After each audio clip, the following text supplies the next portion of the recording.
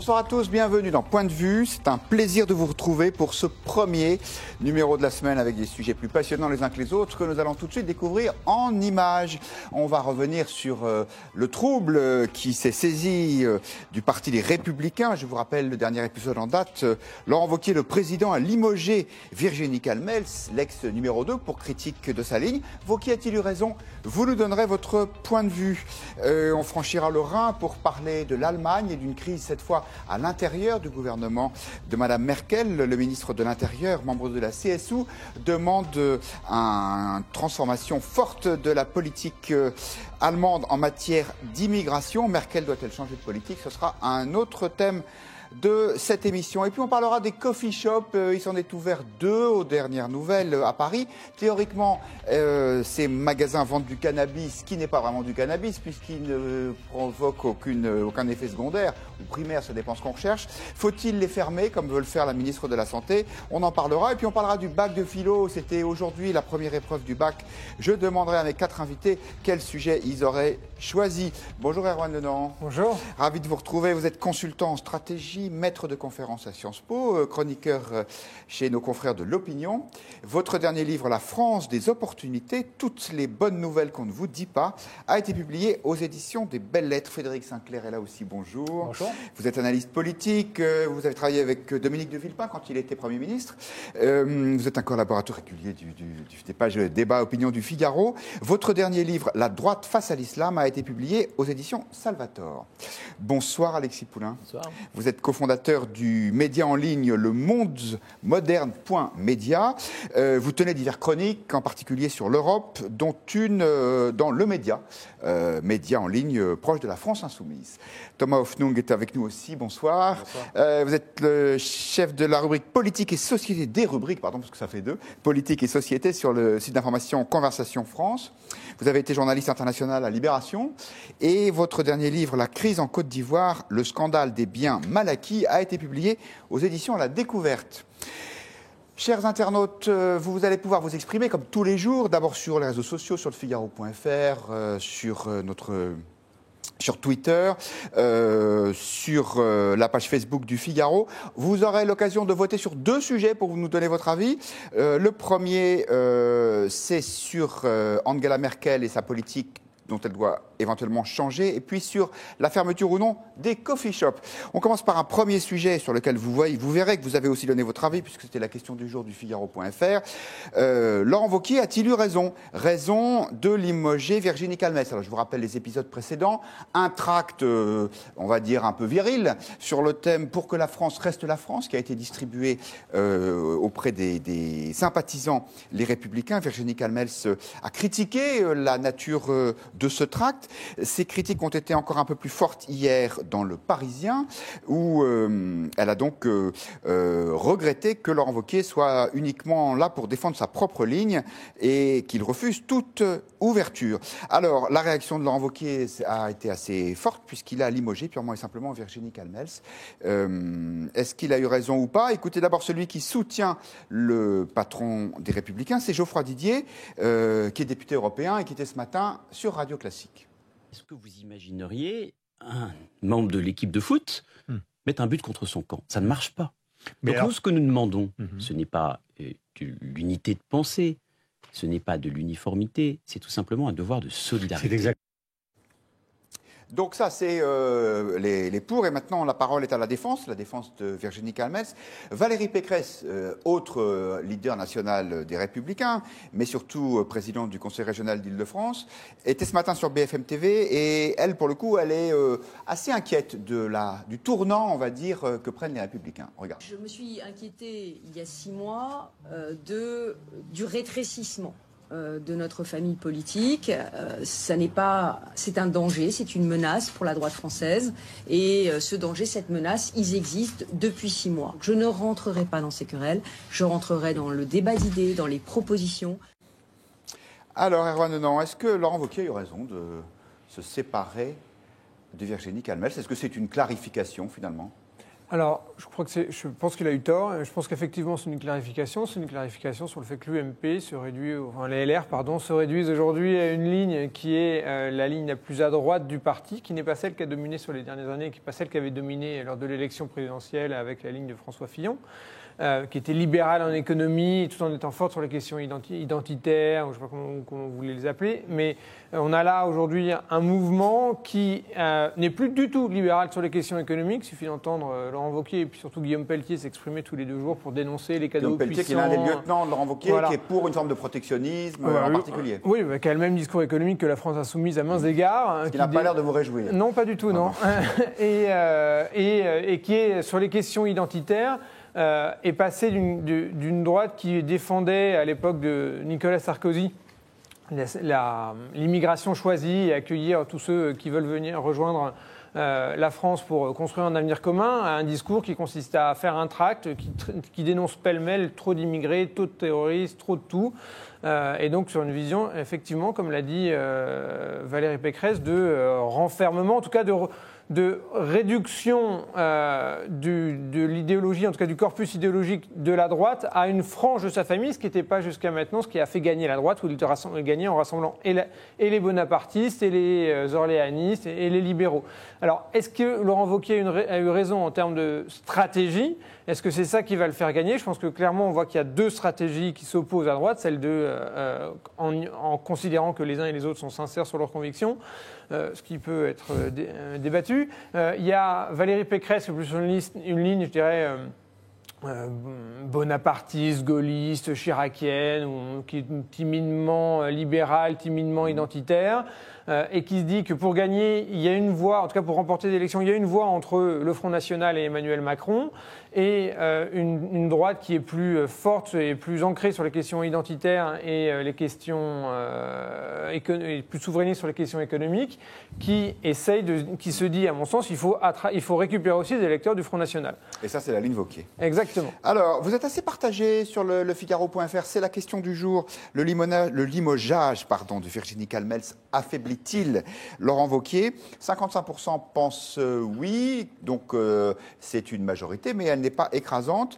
Et sur les réseaux sociaux, depuis quelques minutes, vous débattez aussi. Gérald Bonamin qui nous dit bien sûr que Laurent Wauquiez a eu raison.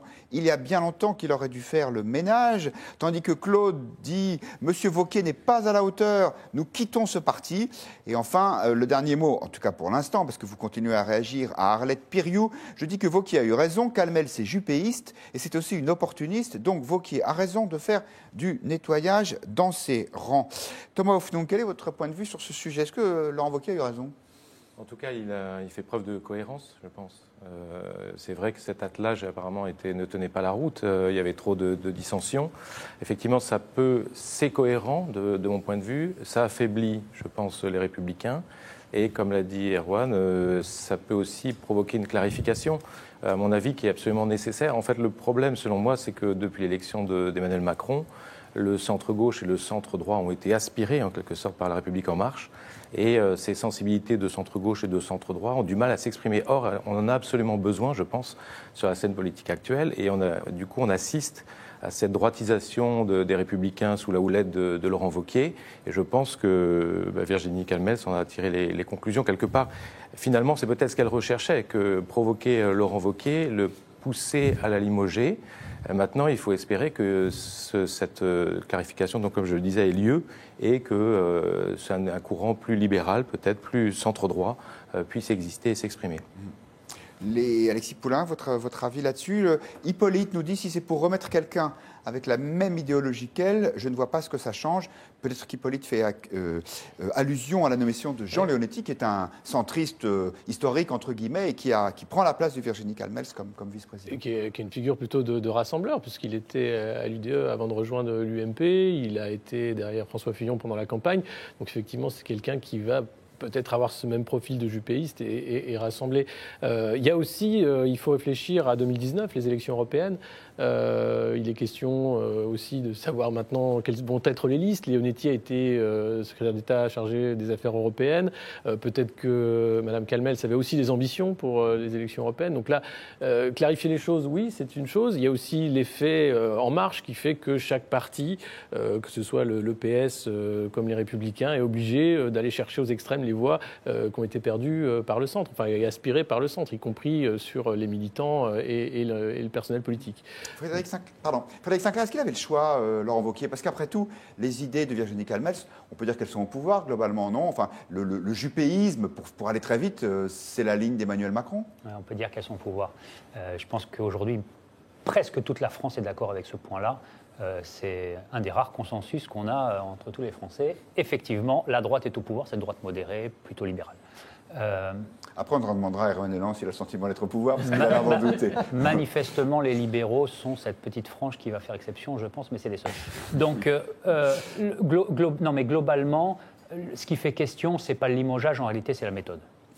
C'est-à-dire que c'est pas très intelligent de brutaliser, premièrement, une femme pour mettre un homme, deuxièmement, une frange libérale pour remettre une frange libérale, troisièmement, d'utiliser constamment la force. On se rappelle quand même qu'il y a une petite ritournelle qui tourne dans l'oreille des Français aujourd'hui, qui est une critique vis-à-vis d'Emmanuel Macron, qui serait un tout petit peu trop autoritaire, qui ferait un peu trop sentir le poids de sa fonction sur les décisions politiques. Globalement, si Laurent Wauquiez souhaite incarner une alternance, il faut qu'il l'incarne aussi dans la méthode. Et globalement, il souffre de cette critique-là déjà. Même avant l'élection d'Emmanuel Macron, Laurent Wauquiez souffrait déjà de cette image assez négative. Et donc finalement, aujourd'hui, qu'est-ce qu'il fait ?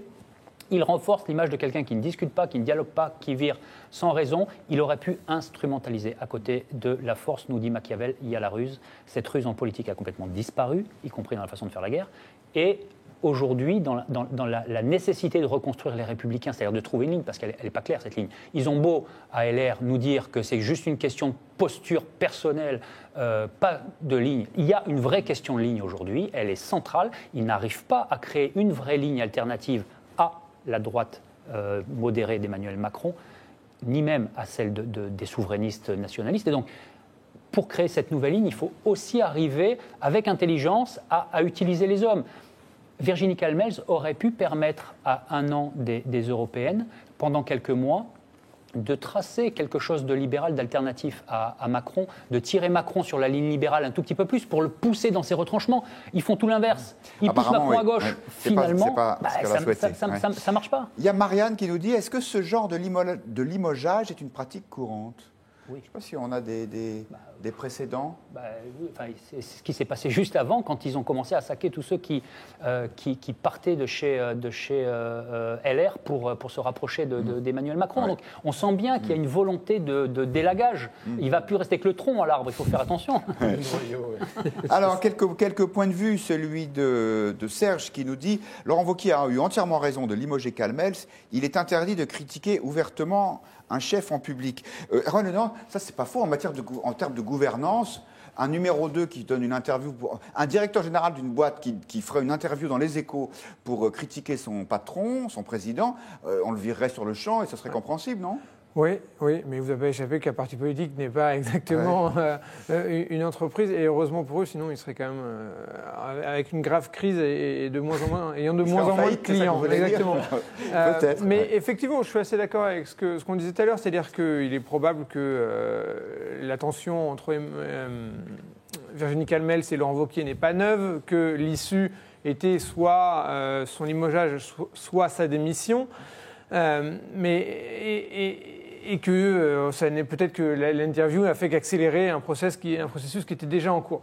Le problème de Laurent Wauquiez est qu'il doit réussir à reconstituer une famille dans laquelle, s'il commence à limoger tous les gens qui ne sont pas d'accord avec lui, il n'y aura plus grand monde assez rapidement. Il y a un noyau autour de la direction, et parmi les députés, est-ce que je comprends, qui sont très fortement wauquiezistes, mais tous les parlementaires ne le sont pas, tous les élus ne le sont pas. Il y a beaucoup d'élus locaux qu'on ne voit plus du tout s'exprimer au niveau national parce qu'ils disent tant que c'est Wauquiez, moi je reste en retrait. Donc je ne suis pas convaincu que ce soit le danger qu'il la fasse meilleure le vide autour de lui. Voilà, mais il n'en reste pas moins qu'il y a plein d'opposants à Wauquiez qui sont toujours dans le parti. On voyait Valérie Pécresse, elle est toujours au sein des LR. Pas forcément à ce poste-là. Deux derniers mots des internautes qui sont plutôt favorables à Laurent Wauquiez. Daniel Michard qui nous dit Laurent Wauquiez a le soutien des adhérents. Il a eu raison de limoger une personne qui sème la zizanie. Et Pierre-Édouard qui nous dit un chef qui passerait son temps à débattre n'aura jamais un parti qui passerait son temps à débattre n'aura jamais de colonne vertébrale. On peut se parler, c'est vrai, mais c'est au chef qui a été élu de définir et d'imposer la doctrine du parti. Un chef faible n'est pas un chef, nous dit Pierre-Édouard. Et bien sur cette forte phrase, on va passer à un autre sujet avec un autre chef qui a aussi des difficultés avec son équipe. Cette fois-ci, ça se passe en Allemagne.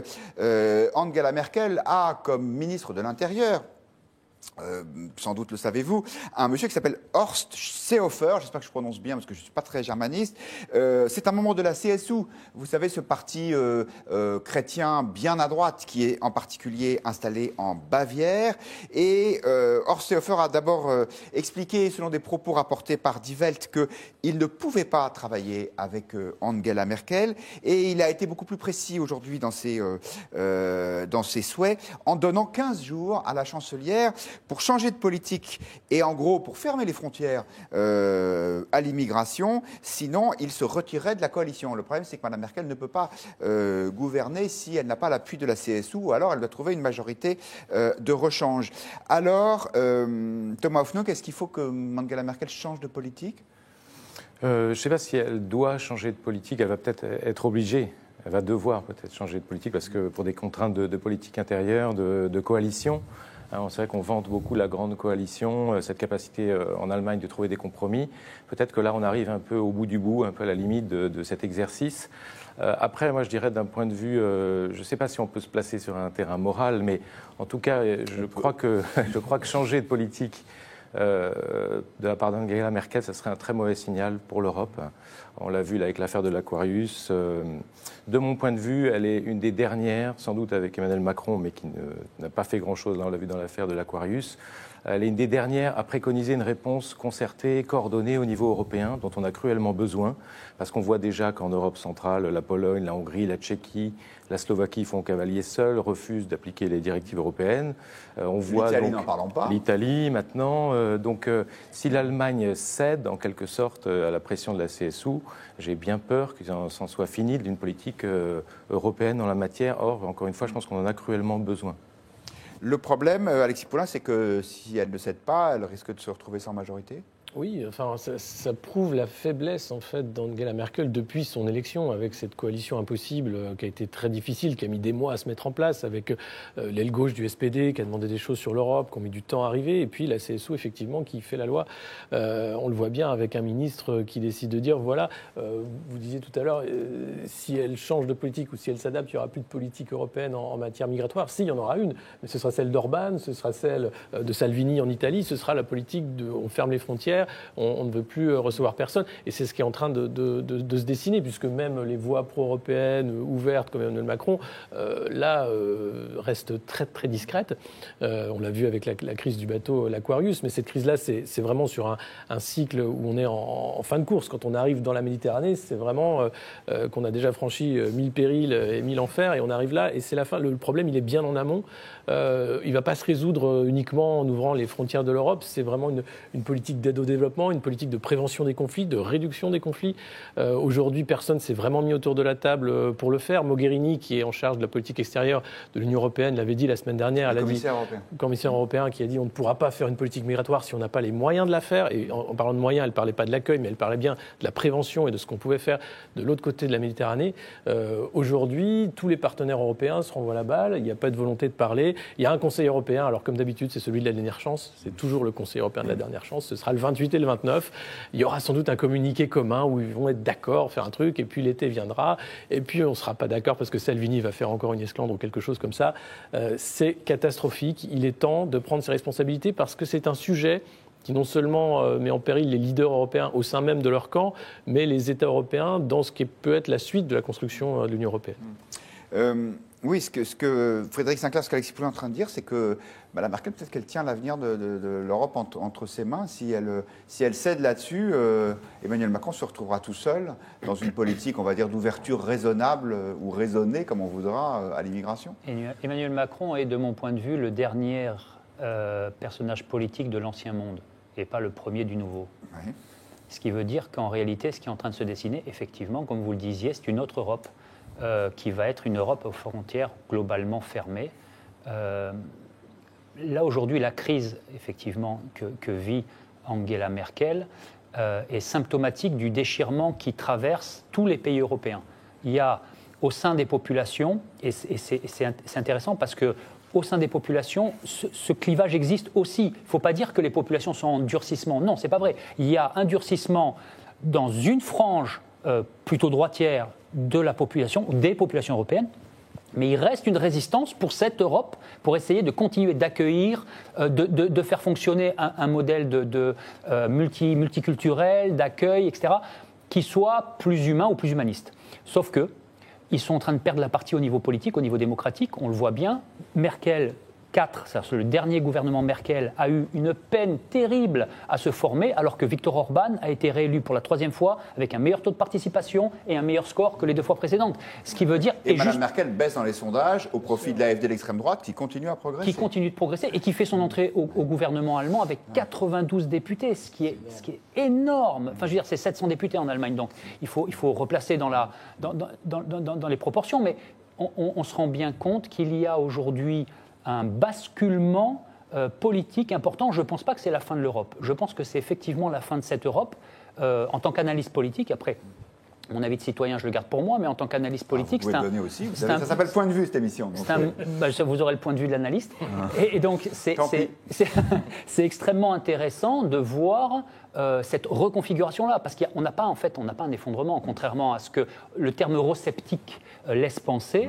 En réalité, ce n'est pas des eurosceptiques, c'est une autre Europe qui peut inquiéter parce qu'on a 70 ans en arrière un durcissement des politiques migratoires et des positionnements racistes, ouvertement racistes, fascistes et nazis, donc qui continuent de résonner à nos oreilles. Donc j'imagine bien qu'aujourd'hui, il y a tout un tas d'analystes politiques qui s'inquiètent et qui se disent on est en train de revivre la même chose. Je ne crois pas. Sauf qu'à l'époque, c'était plutôt une politique expansionniste plutôt qu'une politique de protection. Il n'y a pas de dimension impérialiste aujourd'hui, il n'y a pas de dimension militariste non plus. Il y a une potentielle ouverture vers le développement dans les pays d'Afrique. Moi, je suis curieux de voir comment ça va s'orienter. Sans volonté de moyens. Est-ce qu'il y a une autre politique véritablement possible? C'est ça la question. S'il n'y a pas de politique coordonnée, c'est le chacun pour soi. Et moi, je crois personnellement, je donne mon point de vue personnel pour l'occasion, que les murs, dresser toujours plus de murs, il ne s'agit pas d'être angélique, il ne s'agit pas de dire ouvrons les frontières. Moi, je crois que la position rocardienne et peut-être celle de Macron aujourd'hui un peu du en même temps, c'est-à-dire on ne peut pas accueillir toute la misère du monde, mais en tout cas, on doit prendre notre part. Incompréhensible un petit peu dans cette... sur le coup de l'Aquarius, là, on ne comprend pas. Voilà, moi je ne comprends pas, je trouve que là, la France se serait glorifiée, je trouve, d'accueillir l'Aquarius, ou en tout cas de faire ce que font les Espagnols, c'est-à-dire de permettre à ces gens de débarquer, de les aider, de les secourir, et ensuite de voir avec des partenaires européens. Ça aurait pu être l'aiguillon justement d'une politique européenne concertée. Quelques mots de nos internautes. Marie nous dit l'Europe est en train d'éclater devant nos yeux. Allons-nous rester à regarder sans rien faire? C'est à cette question que nous tâchons de répondre. Tandis que Lo nous dit l'Union européenne aurait dû rester une union économique, c'est tout. Ou alors il fallait une Europe fédérale. C'est une réflexion intéressante. Les autres le sont aussi, mais celle-là tout particulièrement. Et puis sur Twitter, on vous demande de réagir. Est-ce que, selon vous, la chancelière Angela Merkel doit changer sa politique migratoire? Et vous êtes 2 tiers à penser que oui. Alors, je ne sais pas si vous avez remarqué, mais il y en a qui ont le vent en poupe en ce moment. Ce sont les ministres de l'Intérieur. Parce que en Allemagne, le ministre de l'Intérieur veut faire plier Angela Merkel. Et en Italie, c'est M. Salvini, l'homme de la Ligue, qui est en fait peut-être le vrai patron du pouvoir. Tout ça ne plaît pas beaucoup à Emmanuel Macron, qui recevait vendredi dernier Giuseppe Conte, le président du Conseil italien, et qui a fait ce rappel de droit constitutionnel. Un pays, il est engagé par la voix de chefs d'État ou de gouvernement. Et donc, l'Italie, elle a un chef de gouvernement. La France, elle a un chef d'État. L'Allemagne a aussi un chef de gouvernement. Si les pays se mettent d'accord pour décider quelque chose, c'est à ce niveau-là que ça se passe, parce que ce sont celles et ceux qui sont responsables devant leur peuple et devant leur Parlement. Erwan Lenan, c'est un peu du wishful thinking. C'est parce qu'en fait, Emmanuel Macron préfère parler avec Angela Merkel, qui a globalement la même politique d'immigration que lui, qu'avec les gens de la CSU qui sont plus durs. Fort probablement, et c'est aussi qu'Emmanuel Macron a l'habitude d'être assez arrogant et d'aimer donner un certain nombre de leçons. Je pense que là, il n'aurait pas apprécié qu'un gouvernement étranger lui dise, ou Trump lui dise, en fait, moi je ne veux pas parler avec toi, je préfère parler avec celui-ci, ou voilà comment fonctionnent tes institutions. Je te rappelle que tu as un Parlement qui n'est pas censé être aux ordres comme il l'est actuellement. Donc voilà, ça, je pense que c'est maladroit, c'est pas bienvenu. Par contre, le fait que les ministres de l'Intérieur dans un certain nombre de pays sont aujourd'hui les voix les pas les plus importantes, mais prennent une des voix importantes dans le débat politique. Ça rejoint ce qu'on disait tous à l'instant. C'est la preuve que Angela Merkel en est typiquement la preuve. C'est-à-dire que l'Europe a été un succès économique. Je suis d'accord avec ce que disait votre internaute. L'Europe a été un succès économique qui a relativement bien marché, qui a réussi à faire la réunification économique, à intégrer des pays qui étaient beaucoup moins développés. Il y a aujourd'hui un blocage qui est d'ordre politique, et ce blocage politique, il porte sur des questions identitaires, mais qui ne sont pas neuves. Aujourd'hui, je lisais des éditos ce matin ou cet après-midi qui s'étonnaient de la montée du populisme. Enfin, c'est pas neuf. La première fois que j'ai voté à des élections, c'était en 2002. Le Front National était au second tour, comme vous vous rappelez tous. Et déjà, à l'époque, tout le monde s'était flagellé en disant là, on était un pays de fascistes. Depuis, c'est tous les pays d'Europe qui en sont arrivés là. Mais justement, Alexis Poulain, moi, je reviens au sujet d'avant, mais moi, je me mets à la place de Laurent Wauquiez. Il doit se dire, finalement, je suis peut-être pas si bête de tenir une ligne bien à droite, parce qu'apparemment, c'est celle-là qui triomphe partout en Europe. Évidemment que c'est celle-là qui triomphe, et c'est bien pour ça qu'Emmanuel Macron ne veut pas prendre en charge ce débat, parce qu'il a une stratégie aussi intérieure. Et ce débat sur l'immigration, il pèse sur tous les partis, il pèse sur le débat politique dans chaque État européen, puisqu'on a les villes contre les périphéries, on a la peur de l'ouverture, et on voit bien que ce qui gagne aujourd'hui, c'est la peur, parce que c'est toujours ce qu'a gagné, et qu'on en profite pour engranger les voix. Donc c'est un débat extrêmement difficile à avoir, le débat migratoire. C'est pour ça qu'on met 15 ans à l'avoir en Europe. On va déjà pas vite, mais on va encore moins vite. Mais c'est un débat qui est là pour durer. C'est-à-dire ce qu'on voit aujourd'hui, c'est le début d'une crise massive qui ne va pas s'arrêter. Même si la guerre en Syrie s'arrête, même si la Libye a un État constitué prochainement, c'est pas demain la veille que ça va s'arrêter. Ce qu'on voit sur le changement de paradigme de l'Europe, c'est le changement de paradigme de la globalisation, de la mondialisation. On est arrivé à un moment où ce principe de liberté pour les capitaux, liberté pour les biens et les personnes, soit il est mis en place pour de vrai et on voit comment ça marche, soit on ferme les frontières et on revient sur un monde de protectionnisme. Et là, c'est un changement de paradigme total. Très vite, un dernier mot. Oui, juste un mot. Il serait hasardeux de penser que la CSU est un parti d'extrême droite. C'est un parti conservateur qui est affilié à la CDU, qui a tout le temps gouverné avec lui. C'est pas ce qu'on a dit d'ailleurs. Oui, on l'a dit, mais il faut le rappeler. C'est-à-dire que c'est pas un groupe partenaire historique. Oui, absolument. Exactement. Ça n'est pas le. Ce n'est pas un parti d'extrême droite qui est en train de prendre le pouvoir. C'est vraiment une fissure au sein de la droite allemande. C'est pas rien ce qui se passe là. C'est ce qu'on voit. C'est un petit peu c'est un peu la branche de droite des LR pour dire. Exactement. Juste une remarque pour revenir sur Wauquiez. La différence entre le reste de l'Europe et Wauquiez, c'est que nous, on a des élections à 2 tours majoritaires. Ce que Wauquiez semble oublier et Emmanuel Macron, lui, n'a pas oublié, c'est qu'il faut passer au second tour, il faut rassembler une stratégie. C'est pour ça que les extrémistes en France ne sont pas passés. Et c'est aussi pour ça qu'il faut être d'être plutôt centriste. Pas encore, mais ça le sera peut-être si on introduit un peu de proportionnel. Le dernier mot revient à nos internautes, comme toujours. À Christophe qui nous dit il y a des règles, elles doivent être respectées. Le droit d'asile pour des personnes en danger, oui, mais pas pour les immigrés économiques. Pat nous dit qu'il est favorable à un changement de politique migratoire en Allemagne. Nous avons assez de problèmes dans nos pays pour en rajouter. Gis Nivette est sur la même longueur d'onde. Il faut faire comme aux États-Unis, sans carte et sans travail, pas d'accès au territoire. Amir Kat nous dit nos politiciens n'ont pas de colonne vertébrale suffisamment solide pour régler le problème des migrants économiques. Et une tonalité un peu plus européiste, pour finir avec Marie qui nous dit les nouvelles générations qui sont à Bruxelles n'ont plus rien à voir avec celles des pères fondateurs qui désiraient une Europe unie alors que maintenant l'Europe est celle des égoïsmes. On passe à un tout autre sujet. Peut-être si vous avez l'occasion de voyager, notamment aux Pays-Bas, connaissez-vous les coffee shops?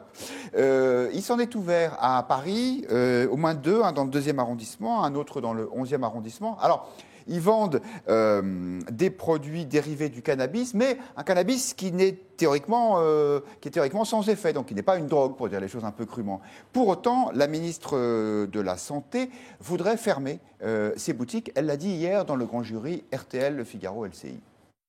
Normalement, toute vente de produits contenant du THC est interdite en France et ils utilisent une législation qui est faite pour le produit initial, c'est-à-dire le chanvre, pour considérer qu'ils sont dans le cadre de la loi. Dans combien de temps pourrait avoir un décret ou une loi pour réguler?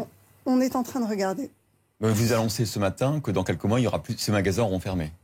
Je pense qu'ils auront fermé. Il faut qu'on trouve le bon moyen pour que le cannabis aujourd'hui ne soit pas autorisé. Il n'est pas autorisé, quel que soit le pourcentage de THC dans la cigarette. Alors, comme on est très professionnel à point de vue, on a préparé l'émission. Donc le THC, ça veut dire tétrahydrocannabinol, et c'est la substance active qui vous fait partir au paradis quand vous fumez du cannabis. En tout cas, c'est ce qu'on m'a raconté, active et artificielle, le paradis en tout cas. Oui. Absolument. Alors, en gros, dans le chanvre indien, c'est-à-dire celui qui vous fait décoller, vous avez 15% de THC, alors que dans le cannabis vendu dans ces boutiques, affirme-t-il, ils sont plutôt à 0,2, 0,3%. Alors, Erwan Denon, est-ce que le libéral que vous êtes est pour la liberté du commerce, y compris pour le cannabis? Non. Ou oui, à une condition, c'est qu'on supprime la sécurité sociale. Moi, je suis pour que les gens puissent fumer, mais dans ce cas, on peut pas assumer, ils ne peuvent pas nous demander d'assumer les risques qu'ils prennent en le faisant. Or, en fumant du cannabis, il y a un certain nombre de risques. Moi, j'ai aucun problème pour qu'ils fument, mais dans ce cas, ils les assument eux-mêmes. Très bien. Alors, on ne sait pas très bien si ce cannabis, il est mauvais. Je ne sais pas si quelqu'un de vous l'a testé, le cannabis light de cette boutique. C'est pas un piège, vous n'êtes pas obligé de répondre. En tout cas, moi, j'ai pas eu le temps. Alexis Poulain, vous avez un point de vue sur ce sujet?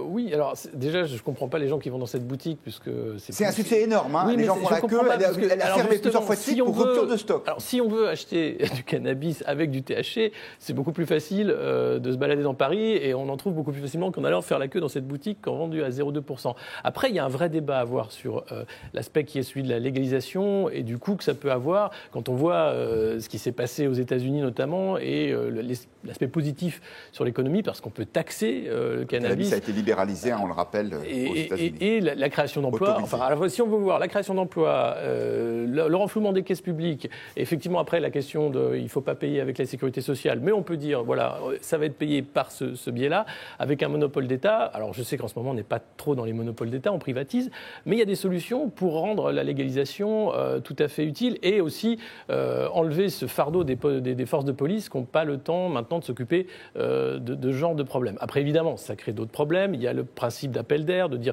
on autorise le cannabis et puis après, c'est les drogues dures qui vont rentrer. Les Pays-Bas ont bien connu ce problème-là.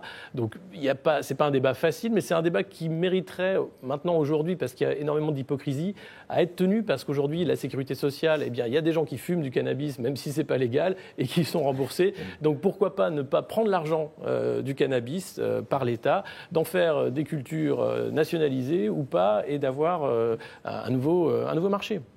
Thomas Hoffnouck, ils font quoi, vous croyez, les gens qu'on voit à l'écran là? En fait, ils jouent à fumer du cannabis, ils jouent à se faire peur sans avoir les risques? Moi, je crois que c'est peut-être des gens qui sont un peu militants, quelque part, qui se disent on va soutenir ce type de commerce, parce qu'on est pour.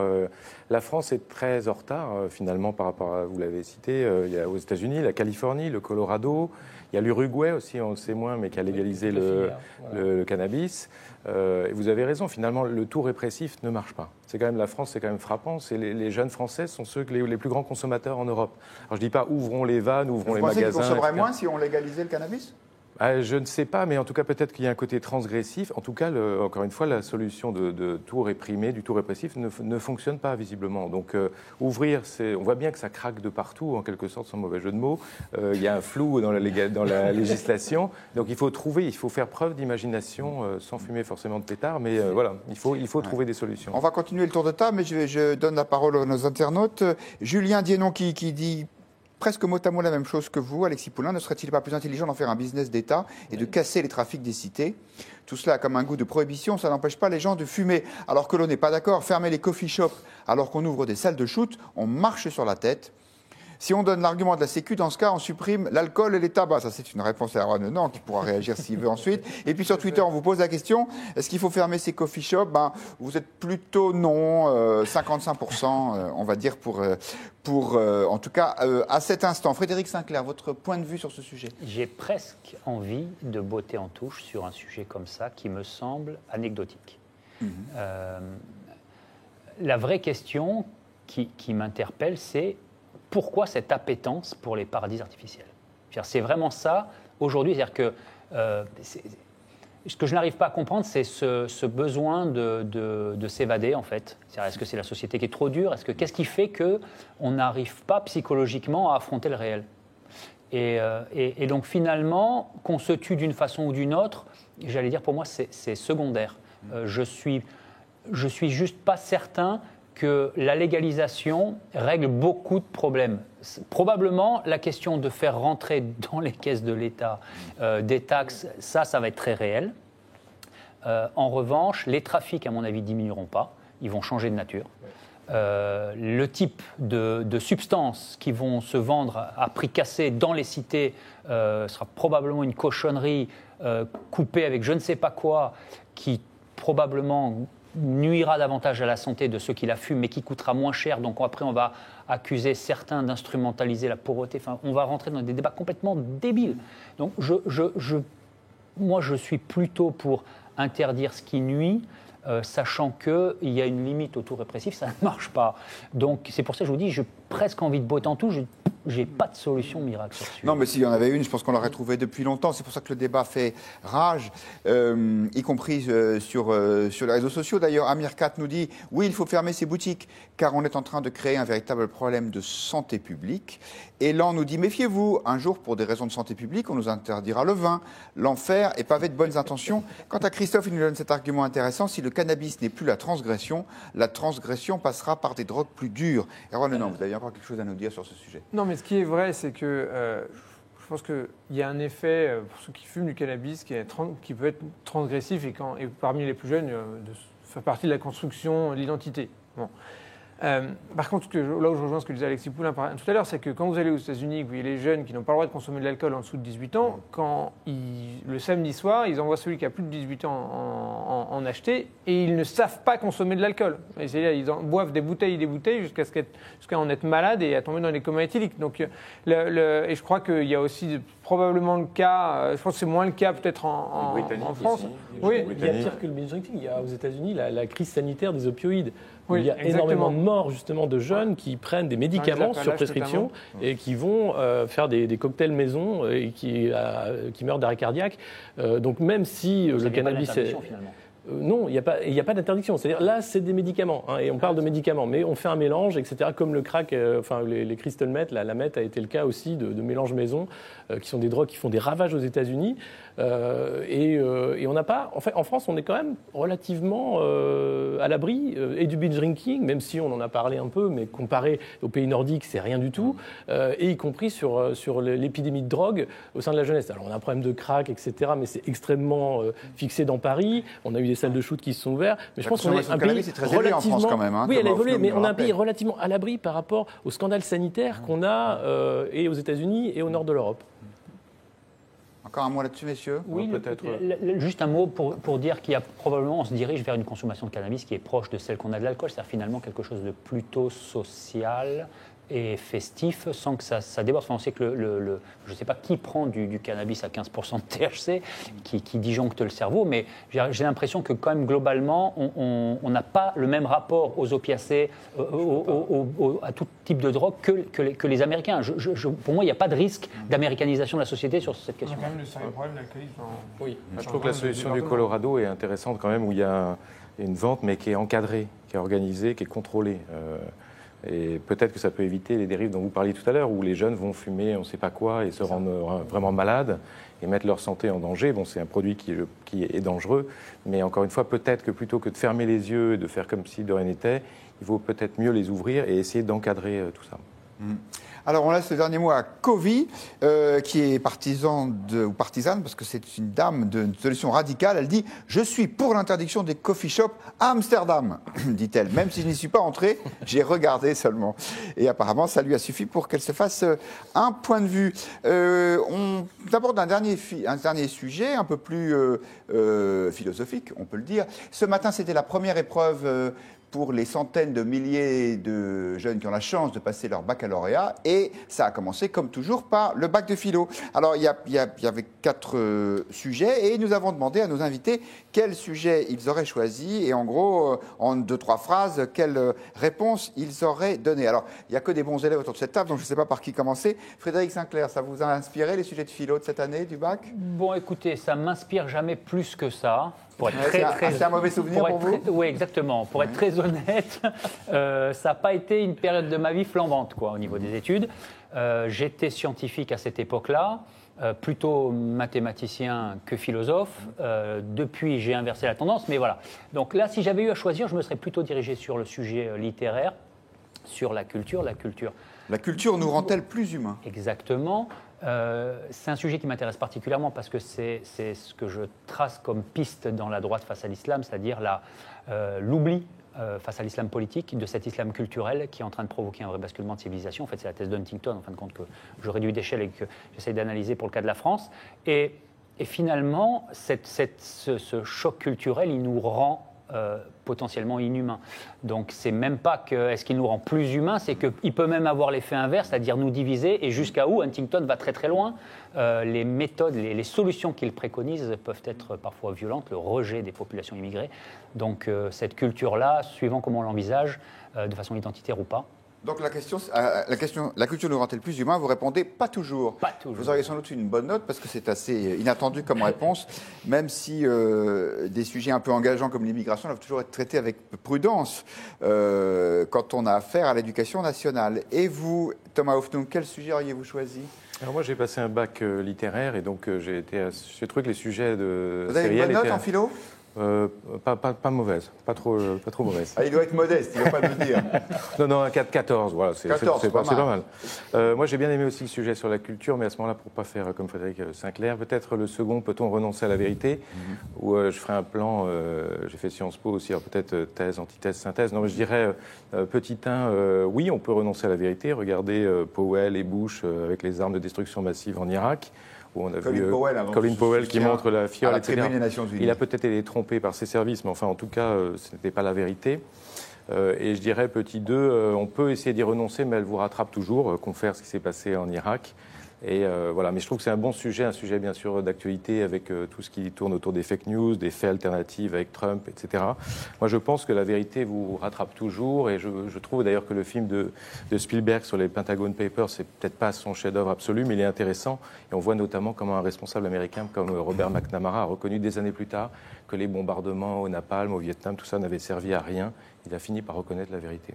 En tout cas, sachez qu'à point de vue, on ne renonce jamais à la vérité. Alexis Poulain. Moi, j'aurais pris le même sujet. Décidément, ça vous a plu. Peut-on renoncer à la vérité? Oui, pour la même raison, parce que c'est un sujet d'actualité sur le débat sur les fake news, sur le fait aussi que la technologie maintenant nous permet de travestir la réalité. Alors sur la vérité et la réalité, il y a tout un débat à avoir, mais maintenant, même croire ce qu'on voit, c'est pas du tout un fait.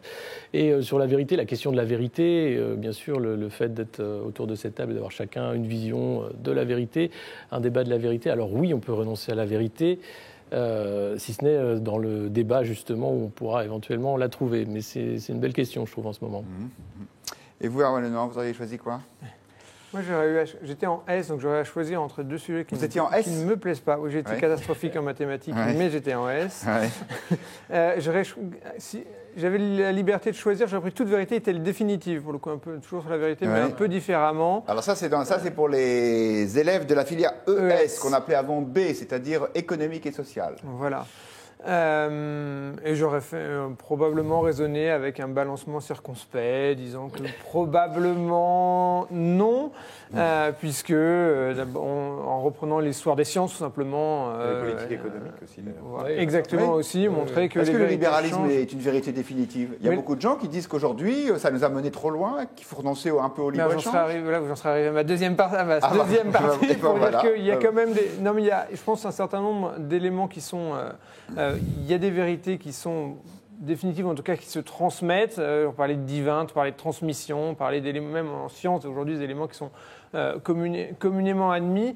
Et dans le dernier moment du développement, j'aurais expliqué que c'est par le débat que jaillit la vérité. Et justement, le libéralisme, pour moi, ce n'est pas une vérité, c'est un processus démocratique, un processus d'accouchement d'un consensus, d'accouchement des vérités par confrontation. C'est en ça que je crois que Emmanuel Macron n'est pas libéral, parce qu'il n'est pas dans le débat d'idées, plutôt dans une verticalité très forte. Il n'est pas très participatif, on dirait. Voilà. Et j'aurais conclu sur le débat des fake news en disant que justement cette loi pose un vrai problème à cet égard. Et vous auriez sûrement une bonne note, une fois de plus. Voilà, vous nous impressionnez. Je ne sais pas, mais j'espère avoir une bonne note et mes parents auraient été très fiers. Ce bac de philo a été l'occasion d'articles, comme toujours en pareil cas, ce qu'on appelle des marronniers dans notre jargon de journaliste, puisque ça revient tous les ans. C'était l'occasion de rappeler qu'en fait, la philosophie au bac, la France est l'un des rares pays qui a cette épreuve en tant que telle. Dans beaucoup de pays, par exemple, ça fait partie de l'instruction civique. D'où ce débat récurrent. Est-ce qu'il faudrait supprimer la philo au bac? Est-ce que c'est vraiment une bonne idée? Peut-être pas pour les littéraires, ceux de la filière L, mais pour les autres. Si vous étiez ministre de l'Éducation nationale, est-ce que vous supprimeriez la philo au bac, Frédéric Sinclair? Non. Non? Non. Je pense que ça fait partie de l'ADN éducatif français et que c'est extrêmement profitable. C'est-à-dire que si j'étais ministre de l'Éducation, en réalité, ce que je ferais, c'est que je ferais de la philo pendant tout le lycée. Je commencerais à faire de la philo en seconde et à leur parler de la civilisation grecque. Et c'est ce qu'on a fait finalement. Mon prof de philo, c'est ce qu'il a fait. Moi, j'ai commencé à découvrir réellement ce qu'était la Grèce en terminale. Je me trouve un peu tard, alors que théoriquement, en histoire géo, on l'apprend en 6e. Et puis, j'en ferai en première, et puis j'en ferai en terminale. Et je pense que c'est extrêmement formateur pour l'esprit. Donc, Alors, quelques réactions de nos internautes. Christophe, qui ça rappelle des souvenirs. Ma prof de philo, il y a 30 ans, s'appelait Madame Marx. Ça ne s'invente pas. C'était peut-être la sœur de Groucho. Azilise nous dit « Vive la philosophie !» Et vous, Alexis Poulain, honnêtement, est-ce qu'il faut vraiment de la philo pour toutes les matières? Parce qu'il y a des gens qui s'ennuient beaucoup, qui ne comprennent pas trop. Non, il faut de la philo et tout le temps. Et je disais ça à mes enfants quand ils étaient plus jeunes. « Oh, mais la philo, c'est quoi, c'est ce truc qu'on fait une fois dans sa vie, c'est chiant et tout. » Non, c'est tout le temps qu'on philosophe et on devrait être confronté, même avant le collège, et le moment où on commence à se poser des questions. Quand on parle de laïcité, c'est de la philo. Quand on parle d'éducation civique, c'est de la philo. Quand on parle d'histoire, c'est de la philo.